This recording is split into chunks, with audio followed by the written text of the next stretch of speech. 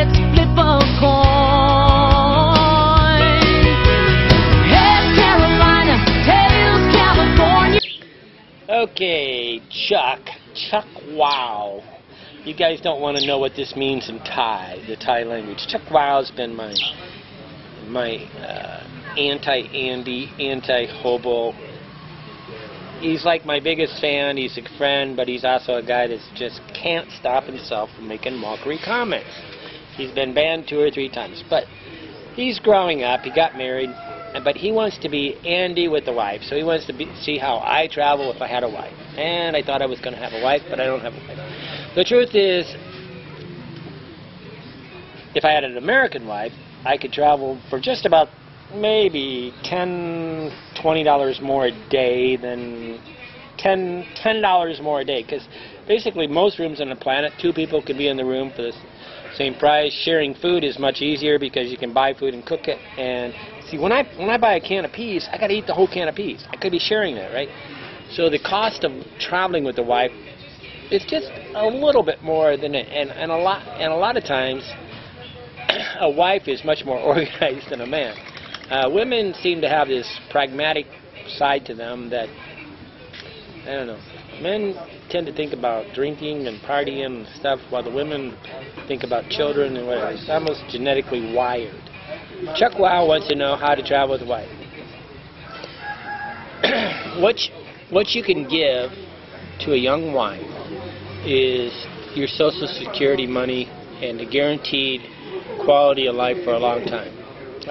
One thing I can tell you is you could probably die overseas, and as long as they buried you and they didn't report it to the American Embassy, that Social Security probably keep on running.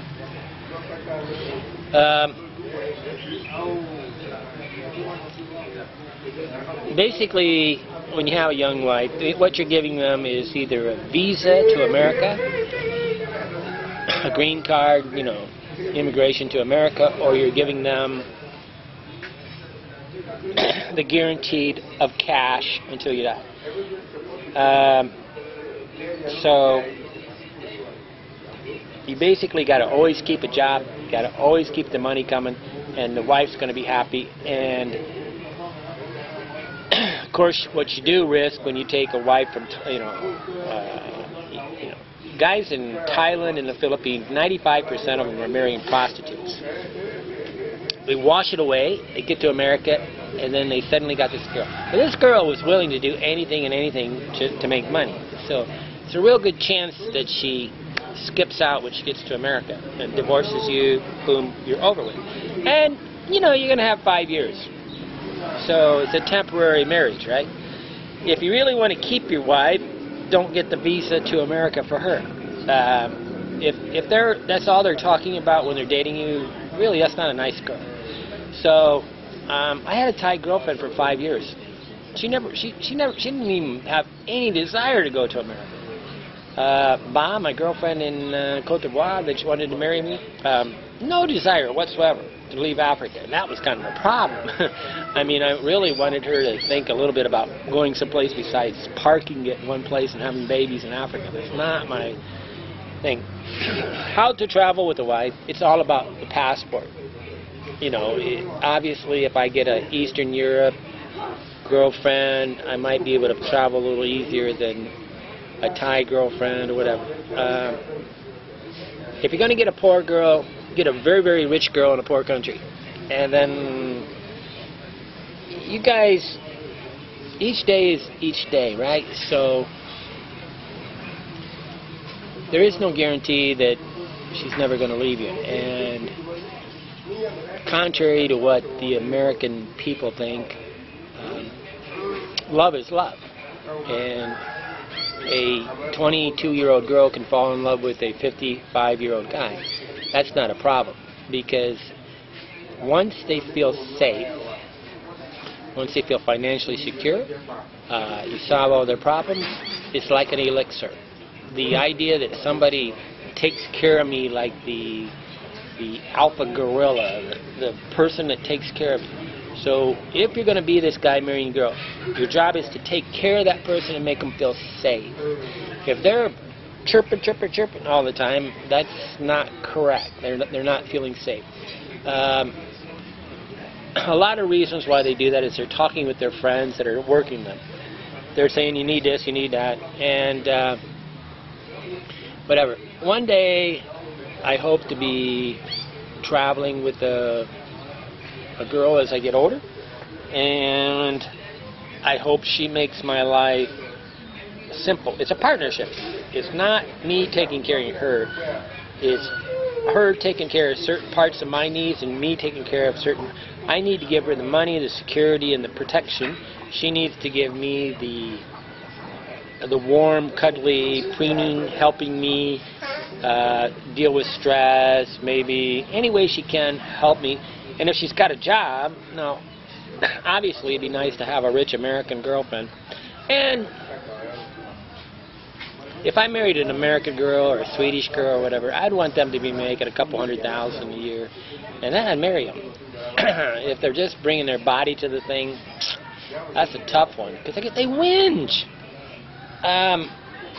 But at the end of the day, I want a girl that doesn't want anything but me. And the way we sabotage this is we spend large on them. I watch, hey, big spender. They come in and they just spend large. It's called a demonstration of higher value. So they spend large. They buy the big drinks, the bar, they whatever. They give the car. They give all this money to the girl. And the next thing you know, they've got this girl addicted to the steady cash flow. Basically, don't buy anything, don't do anything. Be small, be cheap. That's real love. And the dream of marrying an American. I was watching this Air America, this movie with Mel Gibson, and in the movie, the guy is just dreaming about America. The dream of America is, the American dream is real.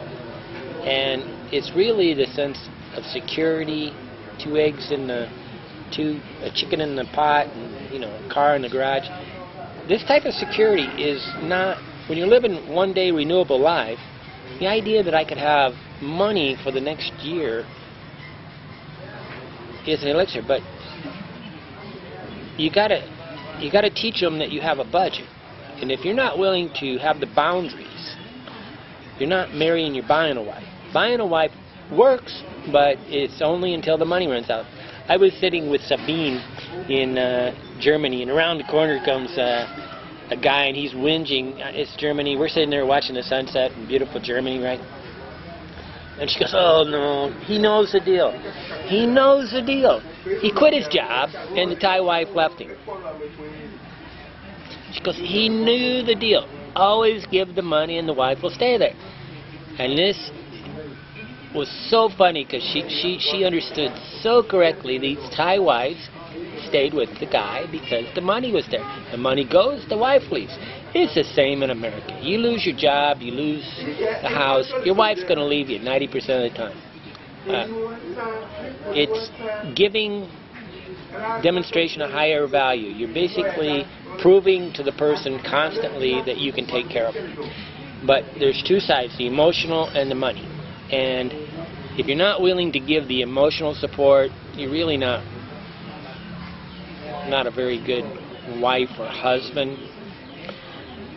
Chuck, one day I hope to give you, I have no problem getting married. I have a problem with people that are fear-based, where all they do is are afraid of tomorrow. We each have one day. We live our life on a small precipice, and each day we live our life one day at a time, and that's all we can bargain with in life. I could die tomorrow, but I'm fearless. I hope that answers your question, Chuck. Oh, by the way, you can get a room anywhere on the planet for $10 a day. You just gotta be persistent and never adjust your budget. A budget is a budget. I don't know how many people just say, oh, I couldn't find. You just keep trying until you find it. You jump from hotel to hotel, room to room. You can rent a room in a house, and somebody in America, if they like you, They'll just give you the room. I rented a room for $100 a month in a friend of mine's house. He had a huge $300,000 house. It's not about money, it's about charisma and personality.